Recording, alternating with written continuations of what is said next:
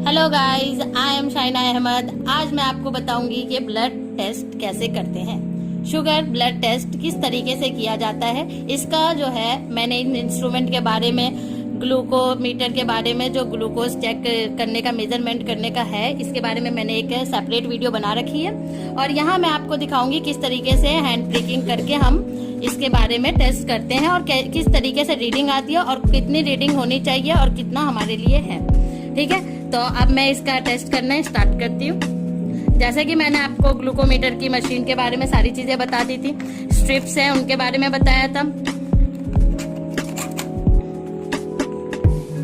इसमें मैं किस तरीके से डाल रही हूँ ये सारी चीजें नहीं बता रही, क्योंकि मैंने ऑलरेडी बता रखा है। इसके अंदर पहले से निडल है, मैं चाहती हूँ आपको दिखा देने का, तो मैं आपको दिखाती हूँ। जैसे इसे ओपन करके आप देख सकते हो, इसमें क्या है, मैंने पहले से ही इसमें निडल वगैरह सब, लेंसेट वगैरह जो है वो सेट कर रखा है और ये मिडल से ही ओपन होता है। और यहाँ पे आप जितना डीप, उसके किसी के ज्यादा डिपिंग नहीं जाती है, तो ये पैरामीटर्स आपको दिए हुए हैं। ये लो डिपिंग के लिए होता है और ये आपको पूरे 5 तक दिए हुए हैं, तो मैं यहाँ पे 3 पे सेट करती हूँ, जो ऑलरेडी किया हुआ है।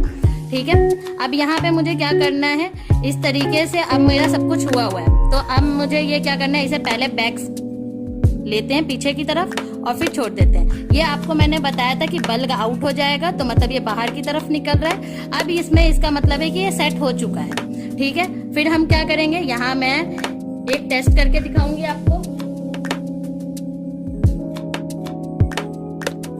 अब हम क्या है, मैंने आपको बताया था कि हम ये और ये वाला सेकंड और थर्ड फिंगर लेते हैं, जो ज्यादातर यूज किया जाता है।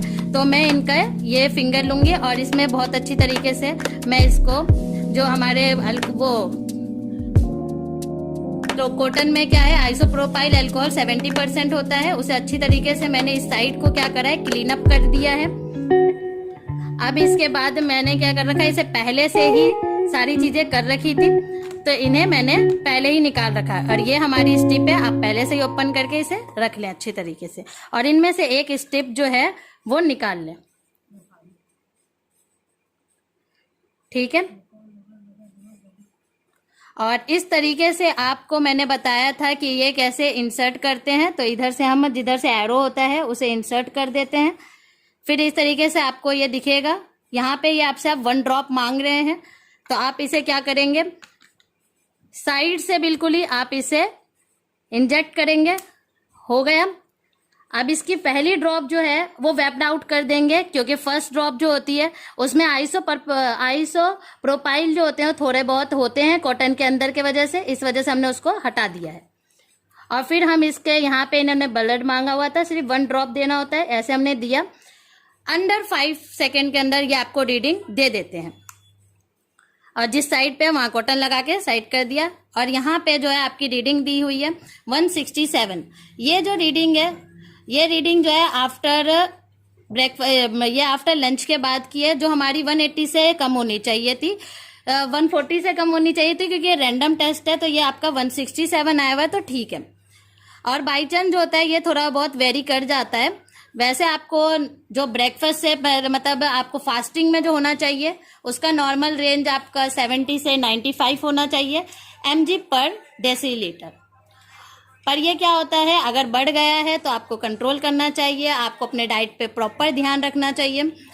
और अब मैंने ये सुबह मॉर्निंग में सारे टेस्ट पहले कर रखे थे। जैसे मैंने बताया था कि ये हमने एक फ्लो चार्ट, क्योंकि इनको है शुगर, तो इनके लिए हमने पहले से ही दिए रखा था कि आपको 1 वीक पूरा चेक करना है।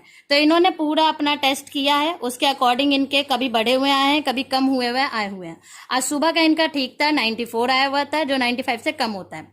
यहाँ पे इनका शुगर लेवल फिर से बढ़ा हुआ है, क्योंकि ये जो है, ये मैंने आपको बताया कि लंच के बाद का है। लंच के बाद के लिए हमें 140 से कम आना चाहिए, बट ये 167 है। तो ये आपका शुगर लेवल आपको कंट्रोल करने की जरूरत है, और इस तरीके से हम इसका टेस्ट करते हैं।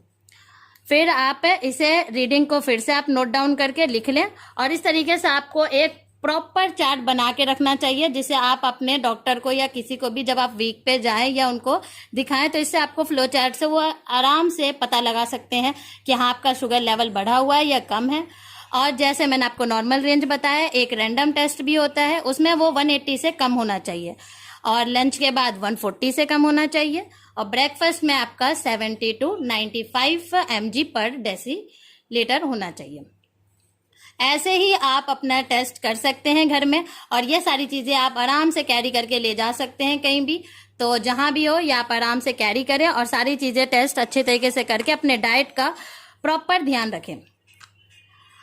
आज के लिए बस इतना ही, और प्लीज़ लाइक, सब्सक्राइब और कमेंट करें, और जैसा आपको ठीक लगे वो आप कमेंट में हमें बताएं। Thank you so much.